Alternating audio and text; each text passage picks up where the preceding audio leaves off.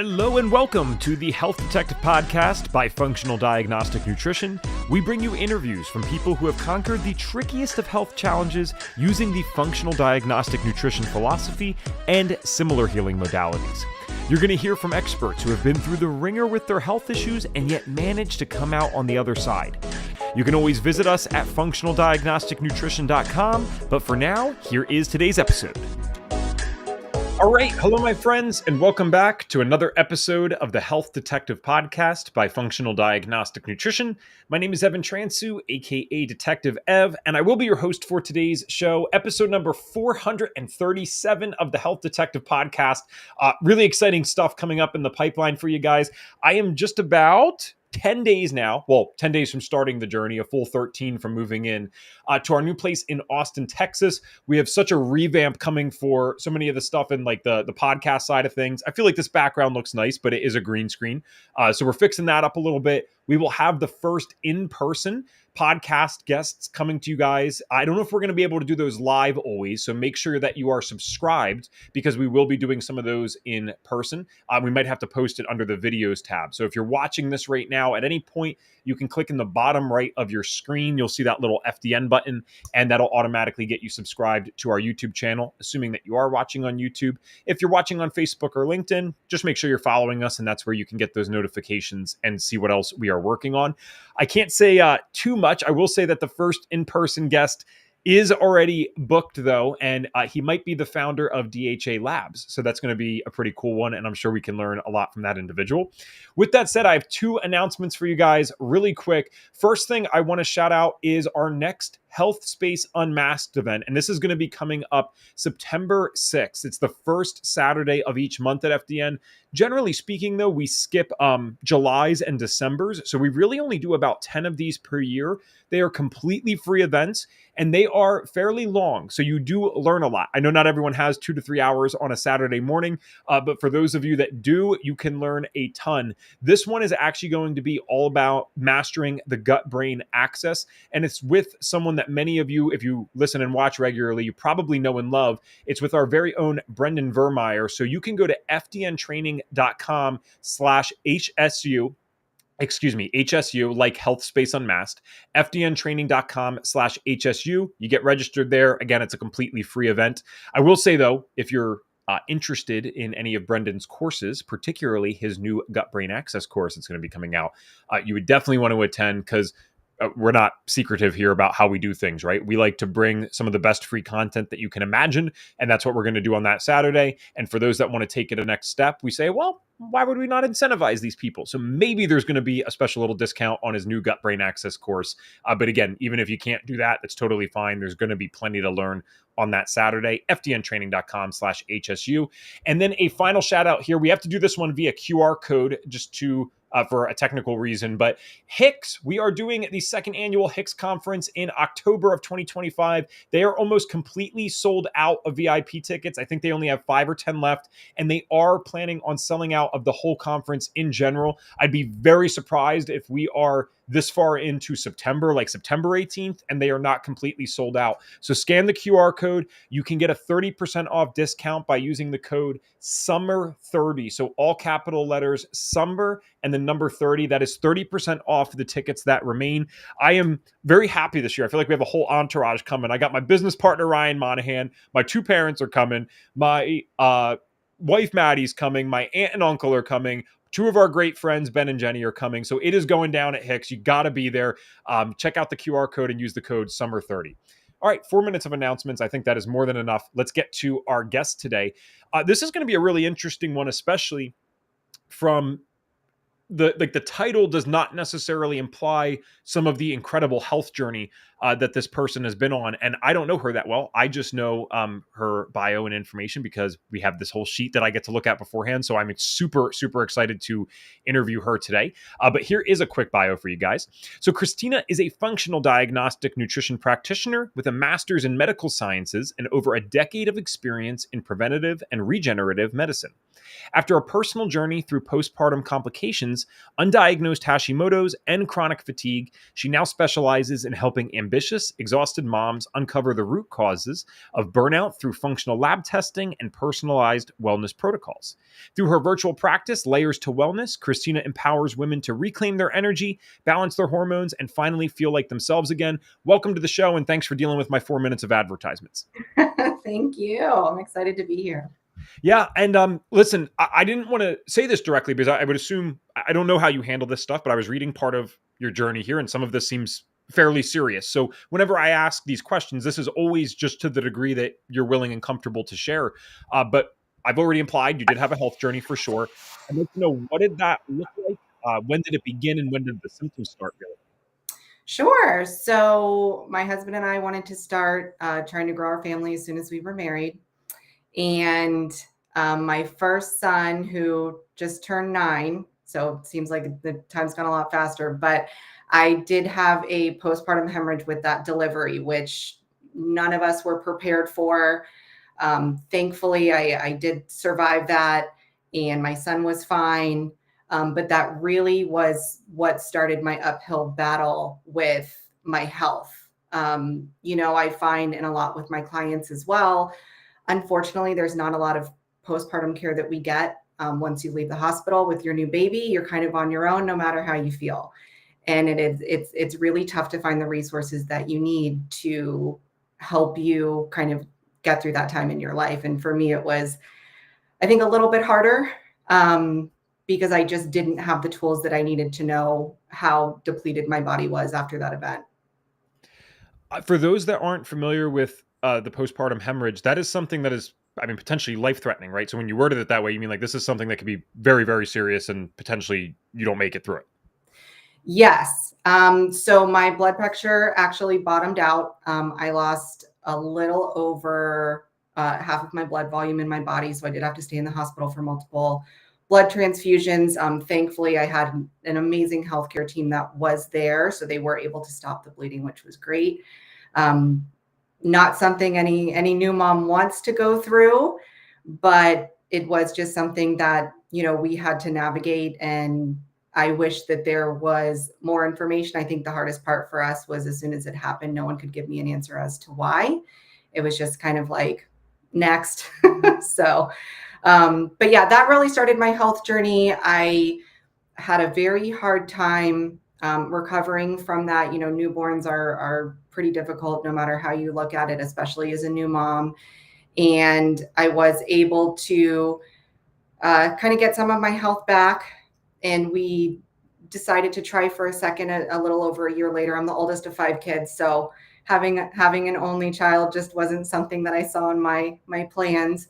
But that pregnancy was pretty tough on me too. I had a lot of bleeding issues that we had to navigate. And after my second was born, thankfully, I just felt like I could never even get off of the couch. And it was very difficult for me because that wasn't the mom I had envisioned myself being. I wanted to be active with my kids. And I just remember every morning I woke up, I was counting down the seconds until I could put one of them down for a nap so I could lay down. And I just, again, not the vision I wanted for myself or my family. I'd always been a pretty active, healthy person, my husband as well. So it was a really tough time for us. And, I did what most moms would do. I went to multiple doctors. I went to my OB, my primary, all of them just begging for answers. After the hemorrhage as well, just if anyone could give me anything. And it was, your labs are okay. You're tired, mom. Maybe some iron would help. But nothing that anyone could definitively help me with. And I just felt like this was my life. And it wasn't something I was very happy with. I think kind of the turning point for me when our kids were young, luckily we have a big family, and we took all of our nieces and nephews to Disney. We live in Florida. And I was trying to read to them one evening, and I had this just really horrible pain in my abdomen, ended up going to the ER, and I had been struggling from current UTIs. And they diagnosed me with a UTI that I had to stay and get antibiotics for. And it was at that point that I said, enough is enough. I will find answers. I did have a background in medicine. I had gone to school in undergrad, gotten a health sciences degree. I also earned a master's degree from a medical school, so I take some of those courses as well. So I figured I'll just figure it out myself. And that's what I did. I went to Google and I stumbled upon FDN. I still don't even know how I found it. I'm so grateful. And it just opened up the entire world of functional medicine that I didn't even know existed. Well, thank you to our amazing marketing team for doing SEO properly so Christina could find us. We appreciate you guys for that. That's awesome. You had mentioned that your husband and yourself had been healthy and active beforehand. And I just want to be clear, right? Because there's different meanings of those words. How you probably view healthy and active now, I would have to imagine is different than at that time. So just to be clear, though, when you did say you were healthy and active, is that just compared to the average American at that time? Like, you guys aren't necessarily into this functional healthcare side of things, right? You have this medical background. You are doing better than the average person, which unfortunately doesn't necessarily mean a whole lot, apparently, right? But was that your interpretation, or were you more into this like actual holistic thing at that time? Oh, no. I mean, you nailed it. We thought we were doing all the right things. We were exercising and, trying to make good choices with what we ate, as far as, not diving headfirst into a bag of Doritos on the weekend. But no, neither one of us had any idea what it truly means to be healthy and to pay attention to your body, and especially when your body's talking to you. Okay, thanks. That's just important, I think, not only for me to understand, but for the audience, because again, our definitions of what that means can be dramatically different. And to be fair, we have had people on that, for whatever reason, they were into this functional side of things and they were doing maybe a little bit different version of it than FDN would recommend, and they still had health complications. So, yeah, what I've definitely learned from this show after 400, 37 episodes, do we say, is what we are told is healthy is kind of like bare minimum. And unfortunately, I think what really happens is like people like you still have these incidents. And then the average person or like our family starts to believe, assuming we never get into functional healthcare, oh, well, like that stuff doesn't even really work, right? You might as well just live your life because these things can happen anyway. And it's like, well, maybe we need to change our standard of what it actually means to be healthy in this world. So when you found FDN, do you mean that that was like literally the first thing that you did that was in this functional and natural world? I understand that you actually have a lot of credentials in terms of the Western medicine side, but was FDN the first thing that you went through? Because that's fairly rare. That's why I'm asking. So I think from a personal standpoint, yes, looking at my own health, I was working in the regenerative medicine field. So I was working for a biologics company that was selling essentially stem cells, biologic tissues to doctors. So I was seeing some pretty incredible things as far as that the body can heal.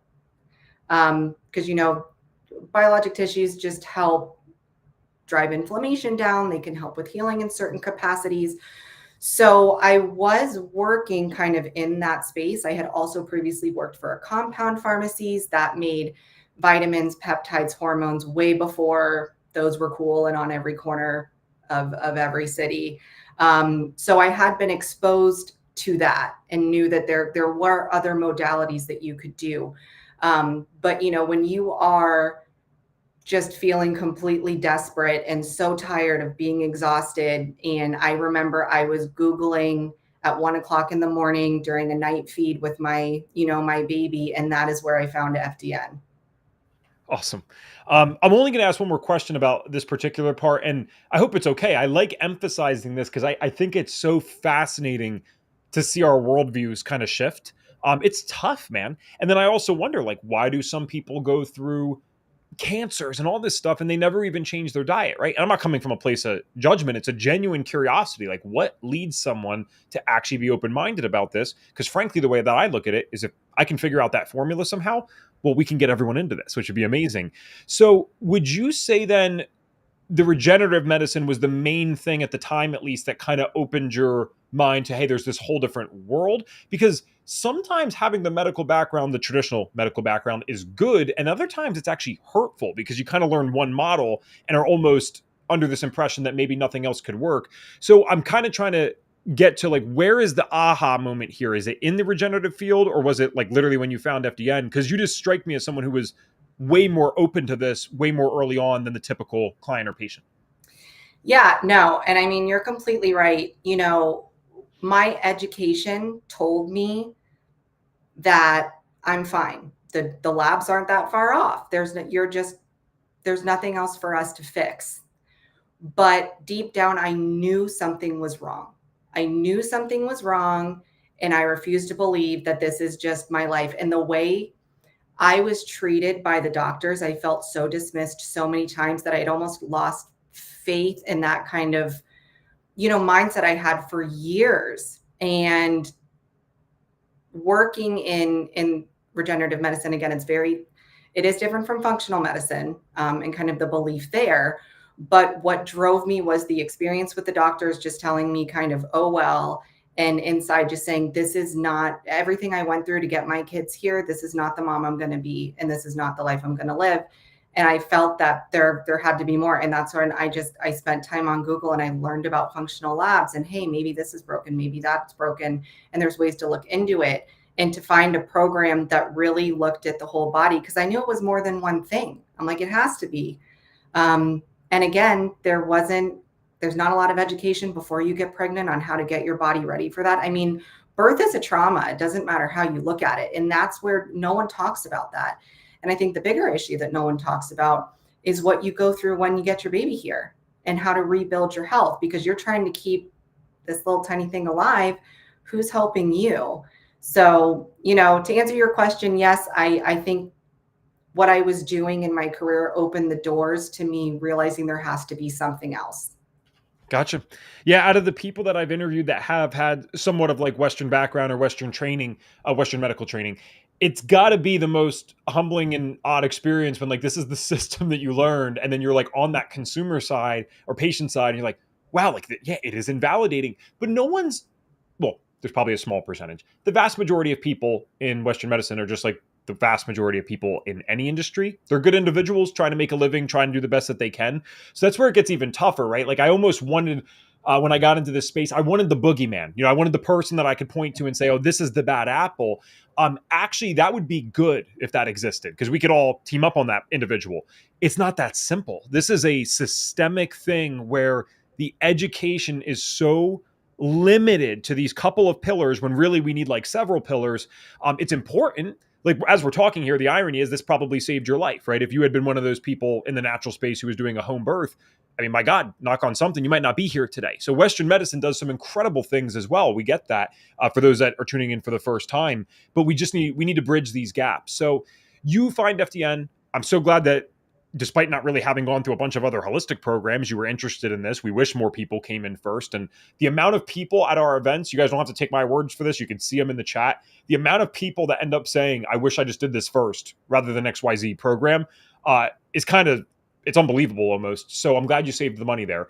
When you were going through FDN, for those that don't know, we include these foundational lab tests in the cost of tuition. So you're actually required to utilize these things on yourself while you're going through the course.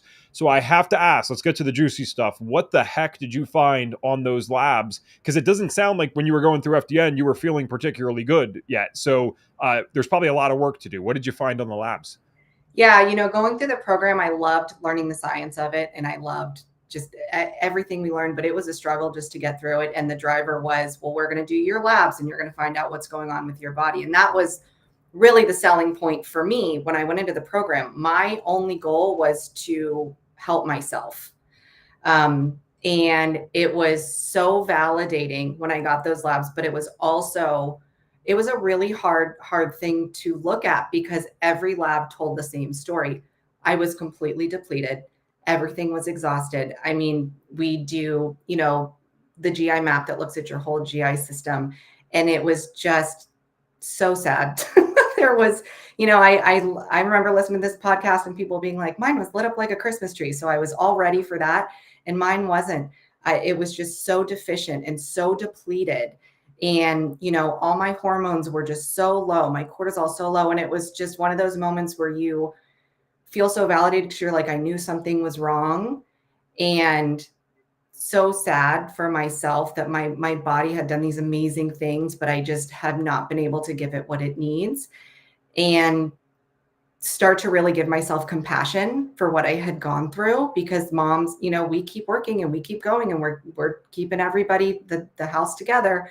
But what I think is the most powerful thing that FDN does and teaches you is it gives you a plan to heal. So it's not like when you go to your doctors and they're just like, sorry, and you just leave feeling defeated. I mean, I felt so empowered and excited, and there was a plan, and I was going to do the plan. And that was just, it was amazing. But a lot of whole cycle of emotions that day. I think you described at least conceptually a typical experience, right? Where at first there is like, oh my gosh, what the heck? Like there's so much here. Even if you're expecting it, it can still be a lot to realize what we have to work on. But then that flips pretty quick. At least that's what I found for a lot of people, because one, it's validating. Like you said, I got to give myself some grace here for what I've actually been able to do given the state that I'm in. And the bigger thing with FDN, this is what matters most, is yes, you give people this very real, not like motivational rah-rah sense of hope, because you can see the stuff and we always have something for you to do under FDN. And that doesn't matter if this person has, a stage 4 cancer. We're not suggesting that you can just heal that through FDN. That's not what I'm saying at all. But I could still run those labs and show someone something positive to do for their body. I could also take the average individual that doesn't have symptoms or any diagnosed conditions, and we could give them something to do. That's what's really cool about the framework and the labs that we use. So when did things start to turn around for you? I could be wrong, but I would guess with the time frame that you went through FDN and how severe all this was, I would assume this might still be a work in progress, which is totally fine. We have most people actually on the podcast are works in progress, but I would hope by now some things have turned for more of the positive. So when did that start to happen for you? Yeah, absolutely. It was really interesting. Like I told you a little earlier, I had been suffering from these chronic UTIs that were just getting debilitating on top of everything else. And little did I know, we did have mold in our house at the time. So it was like a double whammy. But I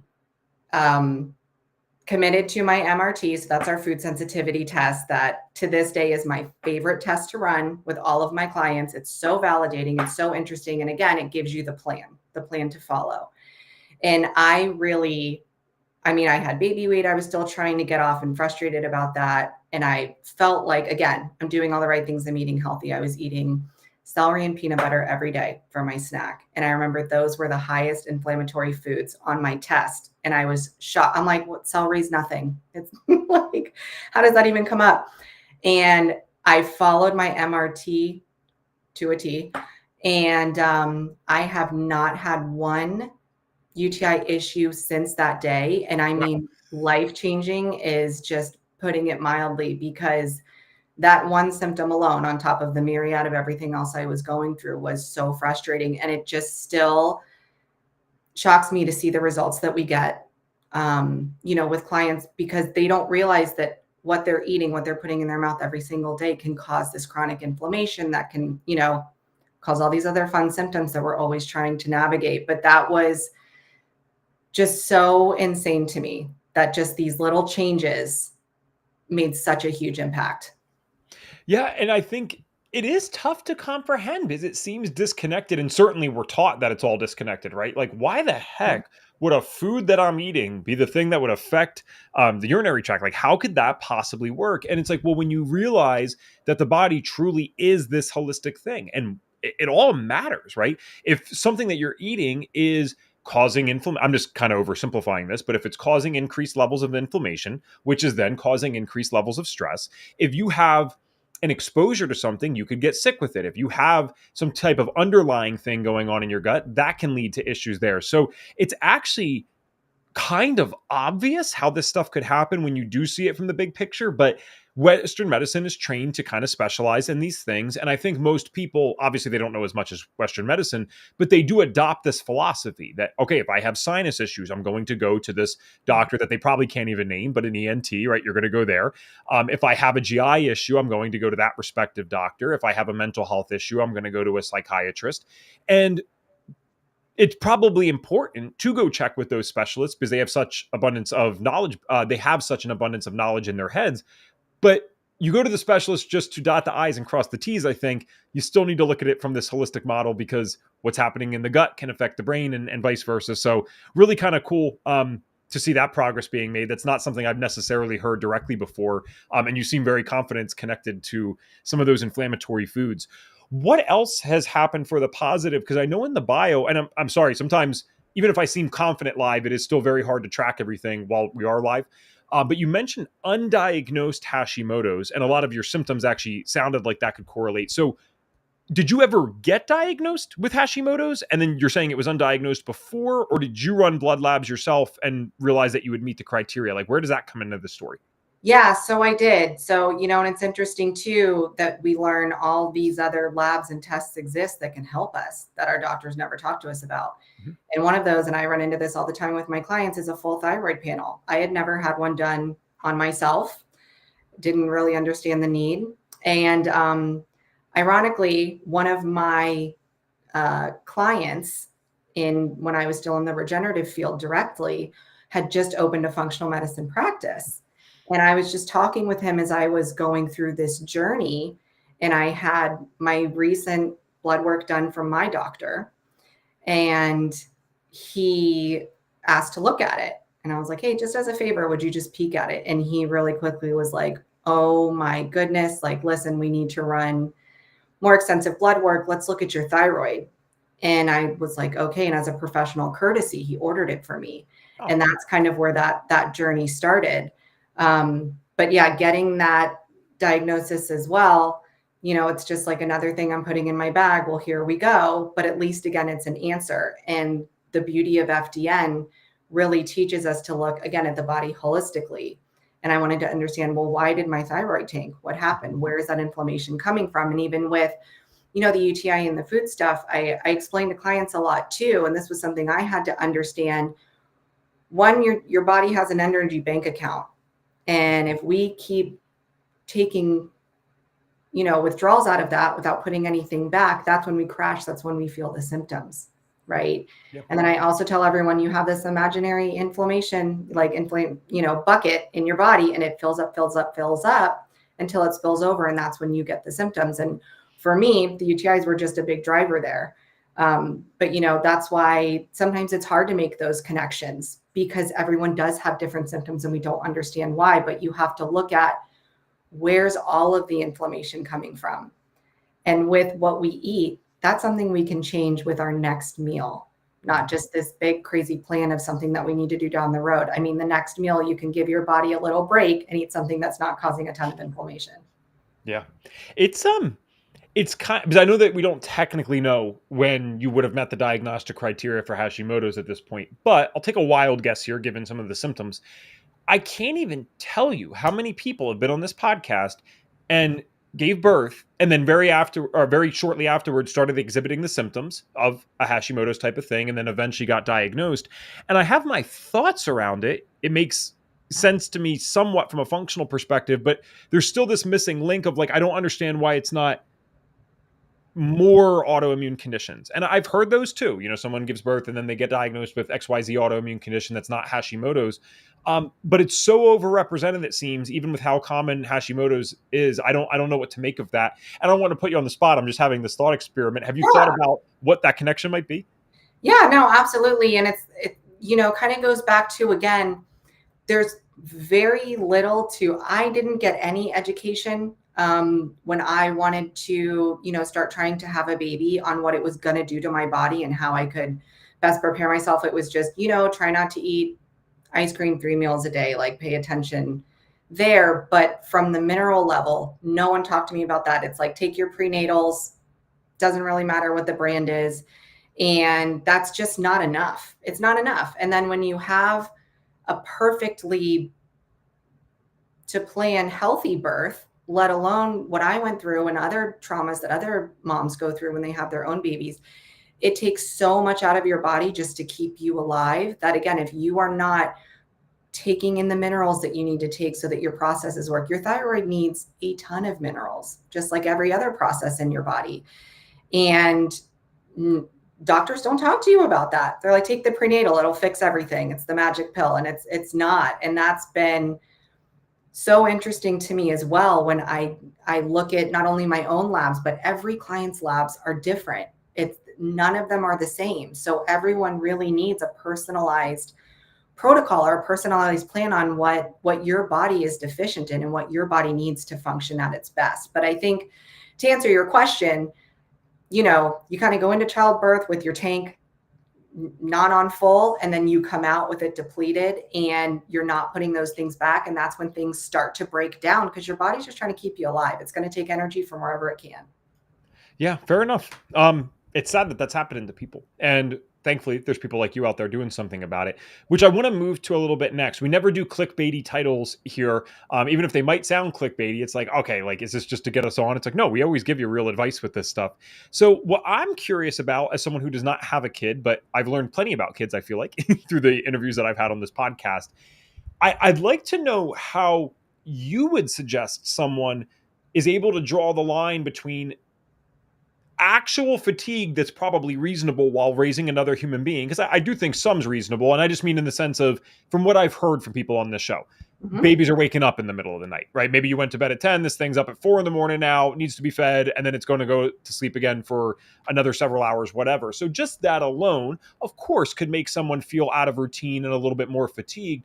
But you had a very specific statement in the notes that you sent to us that if you are exhausted, this does not just necessarily mean it's mom life, or that's something that has to be accepted. So I know this might be a little bit tough because it's kind of subjective, but I'm wondering, where does the line get drawn between practical fatigue that probably just comes from being woken up at weird hours and now, again, caring for this other human being that now exists, versus, okay, wait, you're way more exhausted than you should be and you're normalizing this, but this is not normal. Like, where does that line get drawn and what should people look out for? No, that's such a good question. And you expect to be tired. Like, you're like, I know I'm gonna have a newborn. I know we need to wake up and feed the baby and all that good stuff. And you expect that. What you don't expect is when that continues, if you're lucky enough to get maternity leave in our country and you have to go back to work and you're juggling, if you have other children, your marriage, the household, groceries, figuring out what people are going to eat, on top of going back into your career and trying to perform at the same capacity you did before you had a child. And I think that's where the biggest deficit is for supporting women, supporting moms, is nobody talks about that. And moms are really good at pushing through to their own detriment. They will not listen to their body when it's whispering, we're tired, something is wrong. And I think that where you can really draw the line is when it starts to bleed into all other areas of your life. You feel like you're failing at your job. You feel like you're failing as a mom. You feel like you're failing as a spouse. And you just don't even know where to start, because as soon as you wake up, you've got a million thoughts racing on everything that you have to do. You just feel lost. Like I said, I would wake up and my first thought before my feet hit the floor was, how many minutes until I can lay back down, till I can get this baby asleep so that I can turn off for 5 minutes. And, it's, again, mom's not just juggling having the baby, it's juggling all of life. And a lot of women, especially the ones that I work with, have pushed through for years. I mean, years of not listening to your body. And I did the same thing. It was, well, I'm going to go back to work and I'm still going to perform and I'm going to do everything I did before. And you can't, or you're not doing it well enough. And that's where you really start to beat yourself up.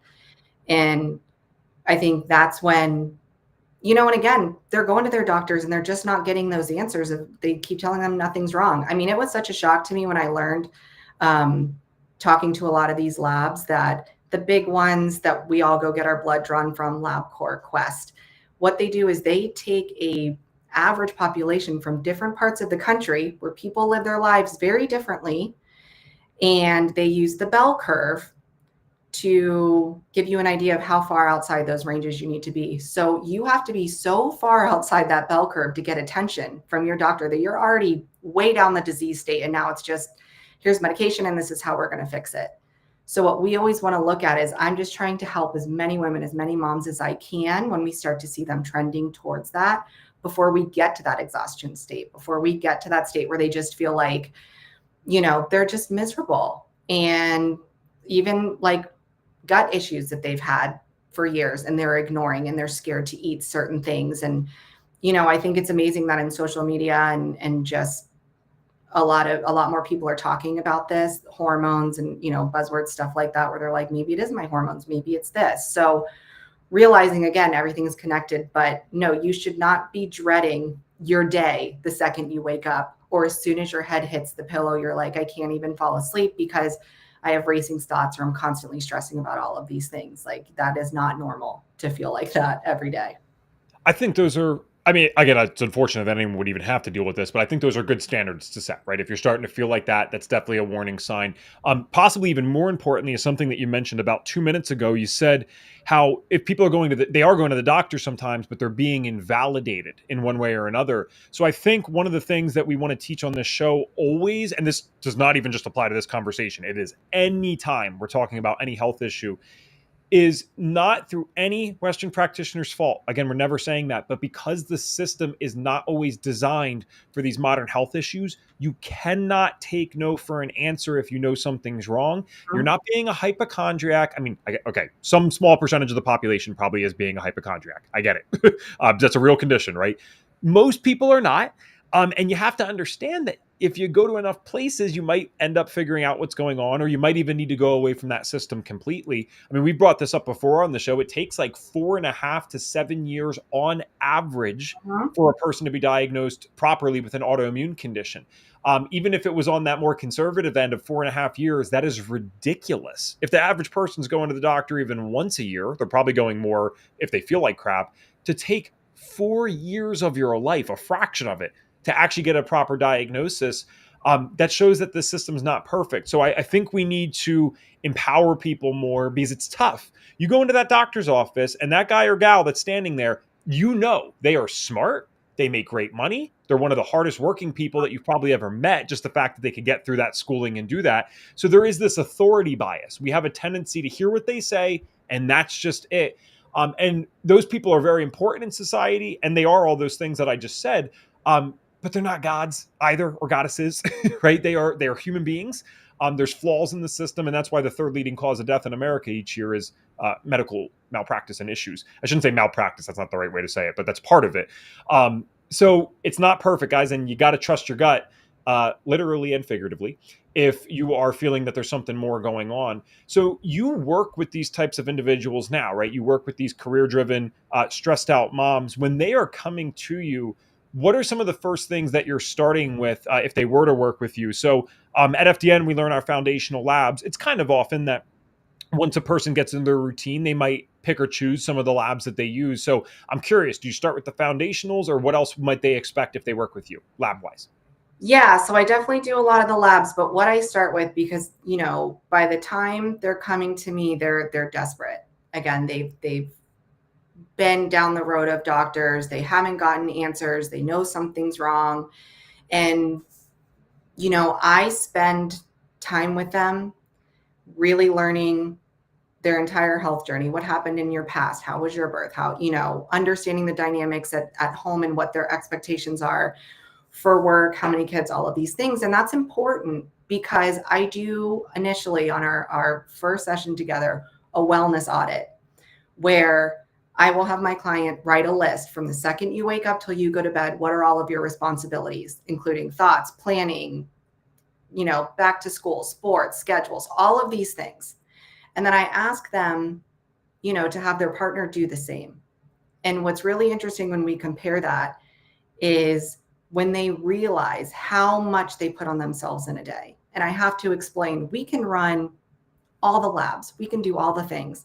But if we don't build in time and space for your body to heal, this is going to be really, really tough. So we start there. And a lot of it too is just having compassion for your body and everything you've done. Because again, as moms, and especially if we're in careers, we just push, and drive so hard in every second of every day, trying to get the most out of it. So once we get through that and we, you know, because the mental part is huge too. And giving yourself grace and giving yourself a break and accepting that you are a great mom. It's amazing how many of them just start getting upset, feeling like I'm not a good mom. And it's like the fact that you even care about your body and you want to be better for yourself and your kids, you're a fantastic mom. But I start everyone with the food sensitivity test. Again, mostly because it is the quickest way we can get inflammation off of the body. And we have a plan. Here's how we're going to approach it. Here's what we're going to eat. We talk about meals for the whole family. Cooking 4 different meals isn't fun for anybody. So we really want to make sure, again, we're taking stress off, not putting it on.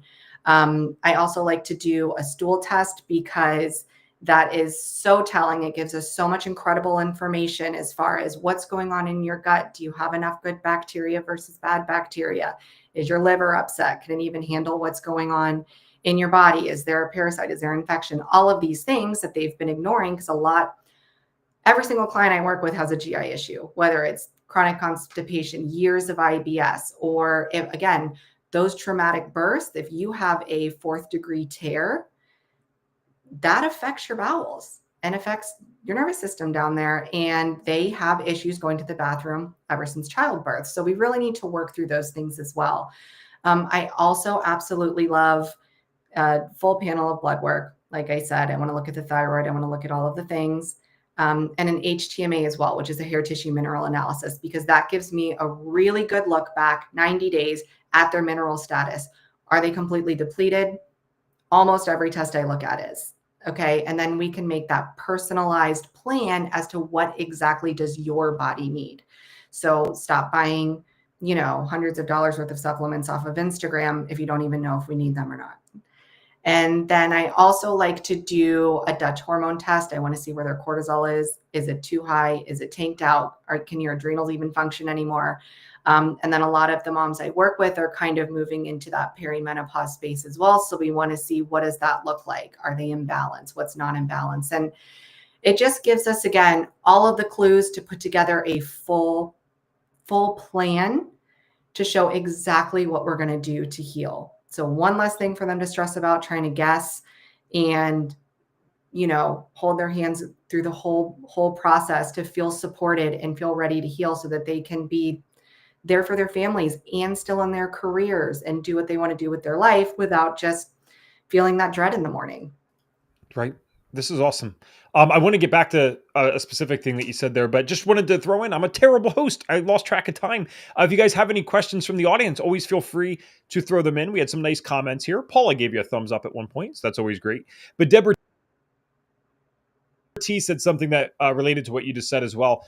Especially for a first-time mom, you often were talking about before. Where does this fall between, hey, normal fatigue from waking up at 3 a.m. to feed a baby versus, hey, I really dread every single day. You judge yourselves and think everyone must feel like this, so you better suck it up and learn to deal with it. Do you feel like that's something a lot of moms are resonating with? They kind of just assume everyone else feels this way? 100%. And we don't talk about it. We don't talk about it, which is the worst part, because you want to look like you have it all together. You want to look like you're, doing a great job with the kids and at home, and suffering silently. I see so many moms that are suffering silently, and I did it myself, and they're just too scared or even ashamed to ask for help. And that's just not the case. Thanks, Deborah. Good comment. One of the things that you said, I was wondering if you're finding that a lot of these moms that you end up taking on, do they already have a laundry list of supplements that you said came from like Instagram and stuff like that? Is that more common than not? So I usually find it's one of two things. Either they have a slew of things that they've tried, or they're convinced their friend told them about this, or they're just so over it. They are like, I'm not even taking anything. And I almost feel like that's worse. Okay. I only asked because, I mean, you probably know me well enough from listening to the podcast that I love like the marketing side and all these things. And that's one of the things I do for FDN.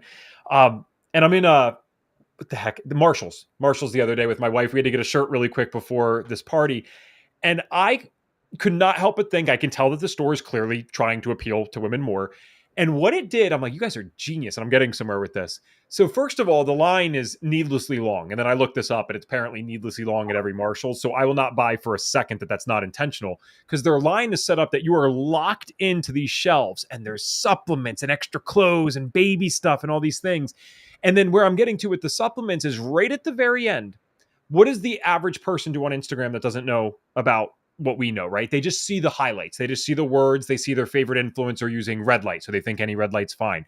So we get to the cash register finally, and after I've been bombarded with 100 other things that I could have lost my life savings on, I'm right next to the cash register, and it's just these big words. They don't tell you the dosage up front. It's not very clear. You'd have to look in the back to see all the ingredients. But there's like 4 different bottles of supplements. I can't remember all of them, but it was like goji berry, apple cider vinegar, whatever, like just these hot words that you would see in our space. And I'm like, wow, because I don't know. When I work with men, if I can get them, they're not even open to this stuff half the time. That's the problem, right? So if I can get them open at all, typically they're not coming on as much stuff. But I find it so funny how I think it's sad. They take advantage of women, I feel like, and try to just bombard them with like, oh, this one supplement can help make you feel better. This one supplement can give you energy. And now I'm thinking in the perspective, this is why I kind of think it's manipulative. In the perspective of a busy mom that's taking care of kids, still has to work oftentimes in today's world just because of how economies are and what people are reasonably able to achieve. So she's so busy.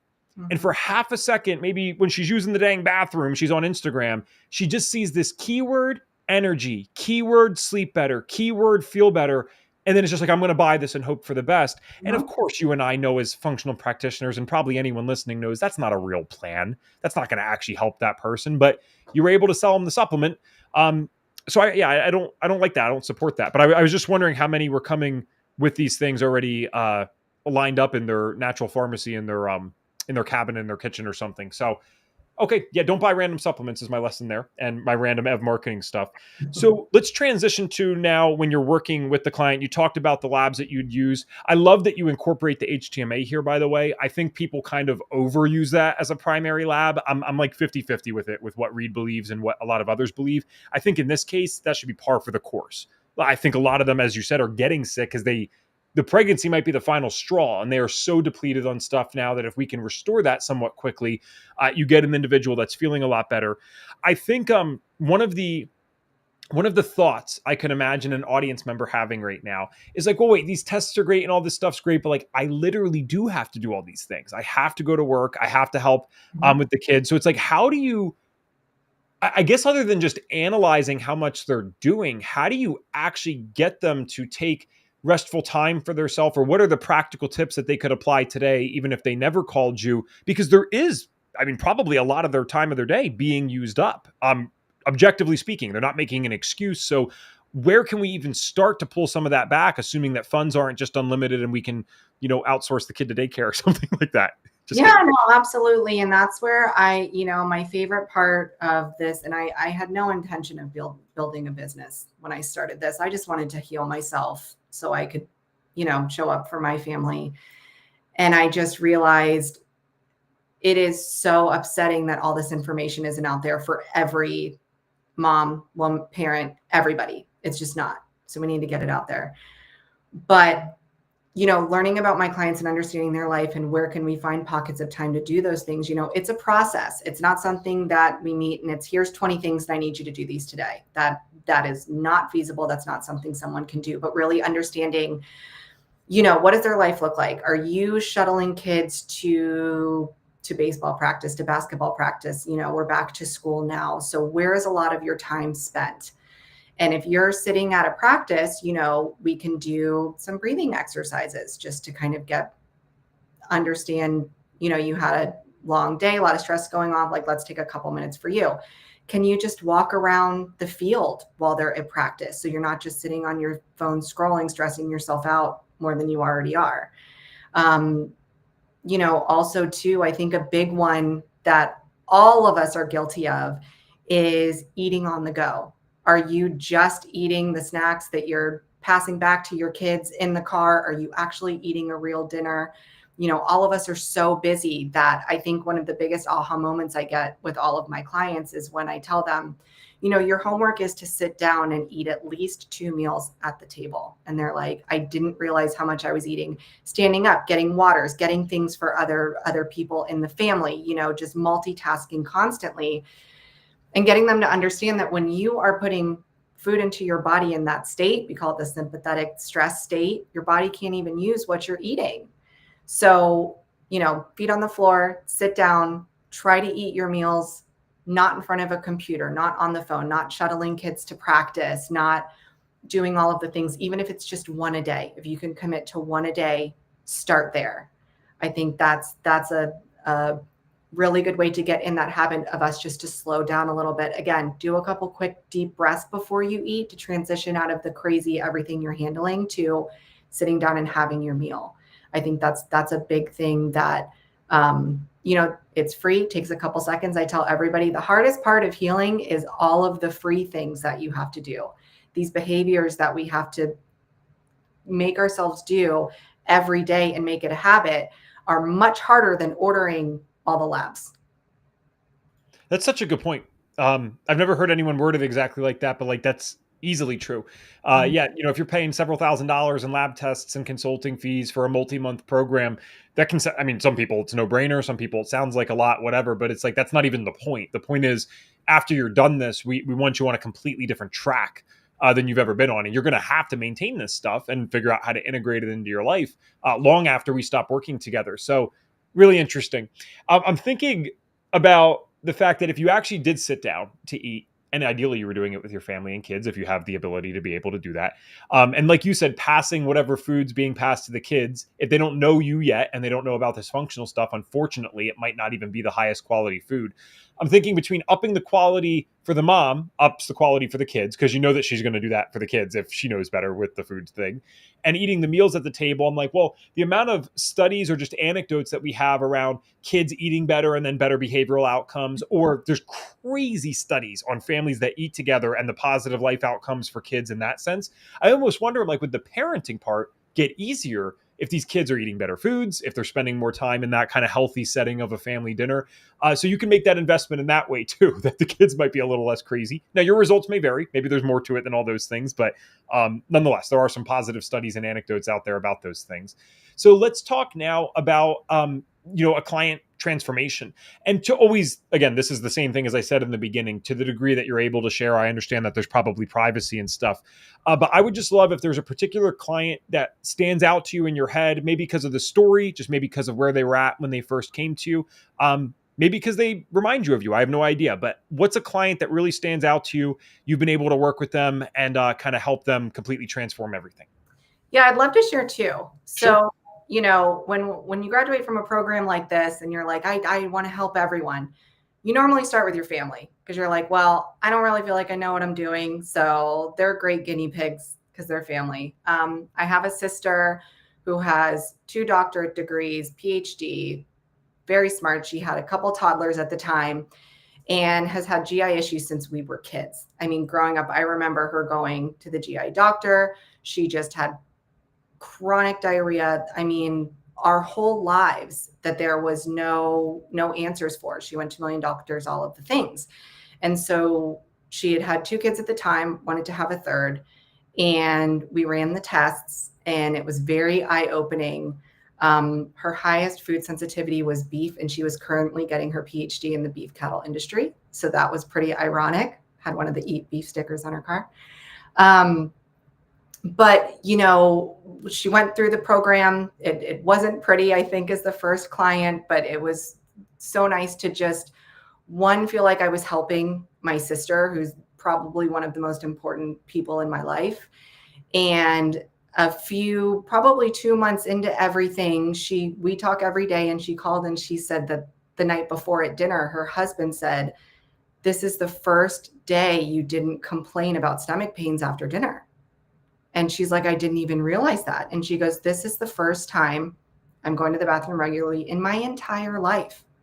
And it was just such a testament to, the program, what we're taught, that it works. And then it's like, this works. This is amazing. And she's been able to maintain that. And what's a beautiful thing about going through a health rebuilding program like this too, is you know what to do when life changes, when you have another baby or a new job or something stressful happens, you're moving, you know what to do to get your body back to where it needs to be. Because healing, we always say, isn't linear. It's not going to be perfect all the time. You just need the tools to know how to get back. So that was really incredible for me.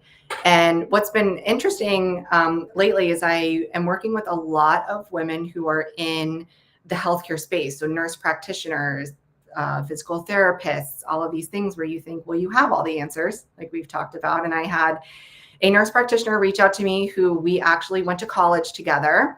And she was the sister of someone that was in my class, and said she had 2 toddlers at the time. She was working in a very busy GI clinic. She was just completely stressed out on multiple medications for mental health. She told me she had seasonal affective disorder. We live in Florida. She was living on the water. So I'm like, well, let's talk through that because that's interesting.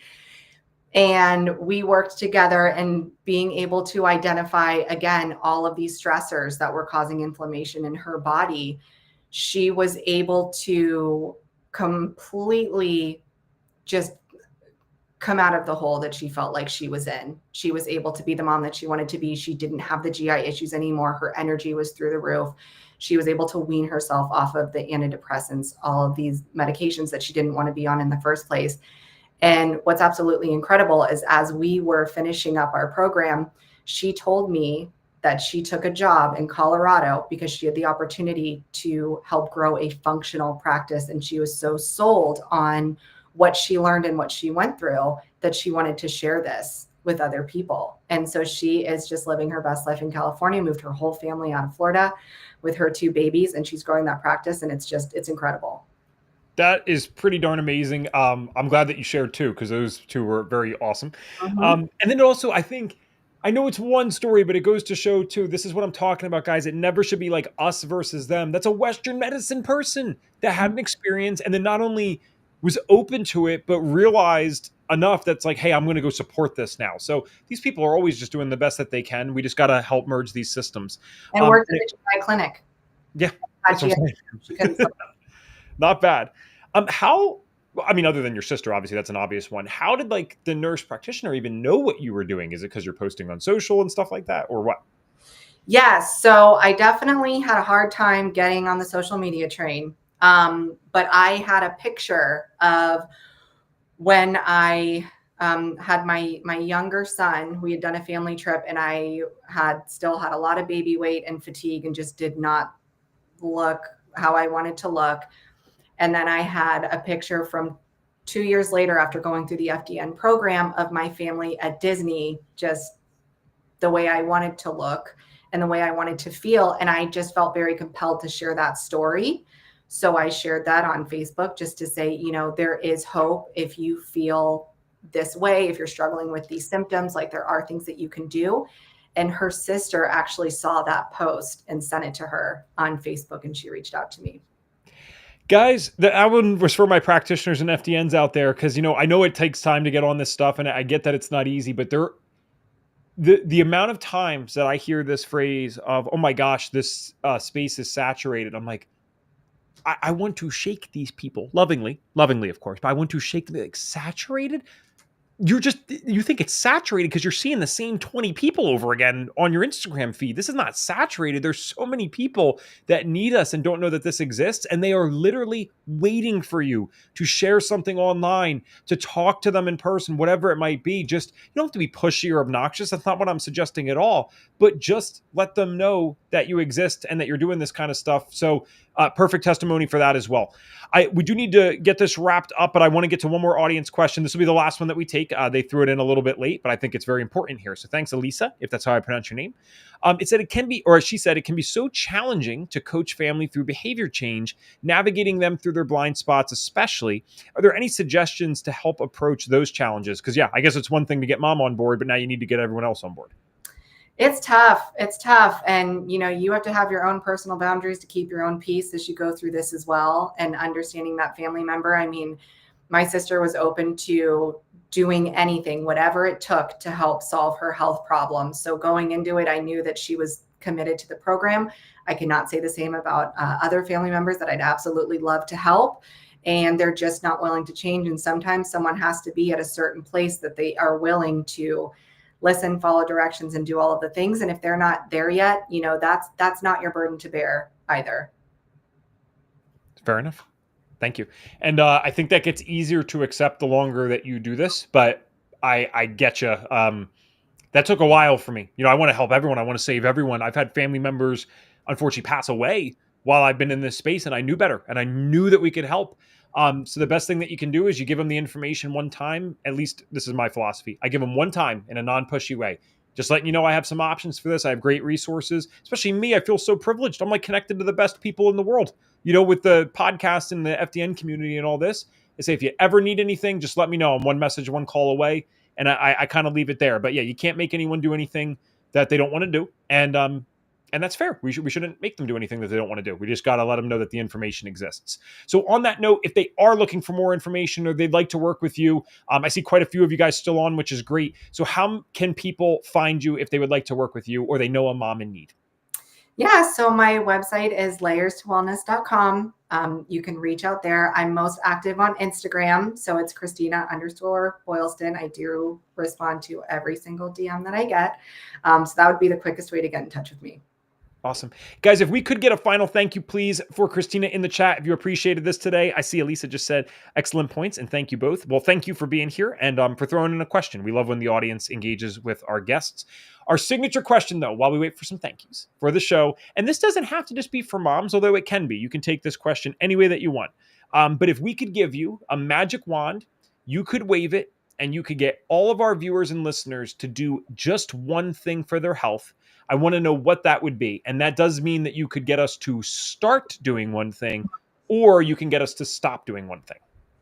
So I would love to see everyone stop looking at your body with criticism. I need to lose more weight. I should have more energy. Why am I feeling this way? I should be better. And really start looking for curiosity. Listen to your body as it whispers to you. And with that curiosity, it's like what we've been talking about here. Start asking why. Why are you taking that random supplement? Why are you picking that up at TJ Maxx? Like, if you aren't getting the answers that you want from your doctor, ask why. Why am I feeling this way? Why? Until you can get those answers. But just to have more compassion, again, that curiosity for your body versus just feeling like your body is failing you. Awesome. Sounds good to me. And I just shared this stuff so that you could see it a little bit easier. So thank you for all the thank yous coming through. Make sure at the very least, even if this doesn't apply to you, you might be a man. You're not going to be a mom. You could just follow Christina. I always ask, these people that come on and take the time out of their day to share these stories they don't know what they're going to get or not get in return, right? They're just here literally to help. Please make sure you throw them a follow. Just throw them a like when you see their post that you agree with or like yourself. That's what I always try to do. I think if we can all support each other, that's going to get this message out to more people. And then the individuals that really need it, they at least get the opportunity to hear it. They can make whatever decision they like from there. So Christina, you rock. I'm so glad that you are part of our FDN community and that